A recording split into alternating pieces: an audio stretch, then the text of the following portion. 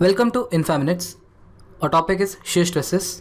In the chapter Simple Stresses and Strain, we have studied about shear stress, which was a simple shear, wherein we studied that if a shear stress of magnitude tau is applied on the two opposite faces of an element of a body, the effect of this shear stress was to change the shape of the body as shown in the figure, where the angle formed of the body with vertical, which is denoted by phi, is called as shear strain.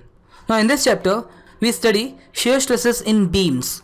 As we have already studied in the chapter shear force and bending moment diagram, for a general beam which is horizontal and simply supported, which is subjected to vertical loadings of different kind as shown in the figure, there acts bending moment as well as shear force in beam, which varies in magnitude and sign along its length.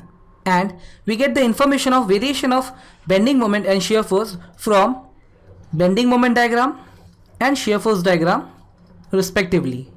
Now we have studied that due to bending moment in the beams, bending stresses are developed in the beams, which are nothing but the longitudinal stresses. On cross section above the neutral axis it is compressive stress, whereas on the cross section below the neutral axis it is tensile stress, and of course this is for sagging moment. Now we have studied about this bending stress under the theory which is called as theory of pure bending or simple bending. So we studied about the bending stress under this theory, which neglected the effect of shear force on the beam. However, in actual cases, shear force is always present in the beam and its effect on the beam has to be accounted, and this we account in the chapter shear stresses. So in general, when shear force on the beam is taken into account, then due to this shear force, shear stresses are developed in the beam, which is developed on a transverse or vertical cross section of the beam.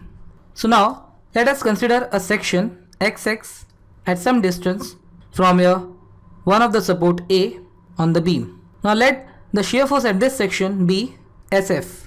Now due to this shear force, a shear stress will be developed on the lateral or transverse cross section at section XX as shown in the figure. Now as your shear force varies along the length of the beam, the shear stress at different cross section will also be different. In general, we design the cross section where shear force is maximum, so that we design the section where your shear stress is maximum. Thanks for watching In 5 Minutes.